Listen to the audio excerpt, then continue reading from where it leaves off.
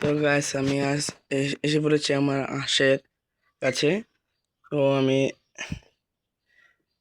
দেখা যাচ্ছে যে গাইস এই গাইস আলহামদুলিল্লাহ এই গাইস এই গাইসের না এখানে ফাটা দিচ্ছে এই গাইস আপনারা দেখতে পাচ্ছেন কেমন জানি না।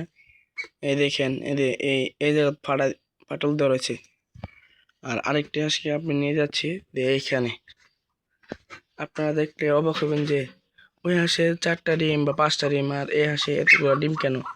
কারণ ওই হাঁসের ডিম আমি দিয়েছিলাম বেশি, নষ্ট হয়েছে। আলহামদুলিল্লাহ দেখেন। হ্যালো গাইস, এই যে দেখেন, দেখছেন এই যে এটা ফাটল ধরেছে। হ্যালো গাইস, আপনারা দোয়া করবেন আলহামদুলিল্লাহ যেন সব ডিম বের হয়।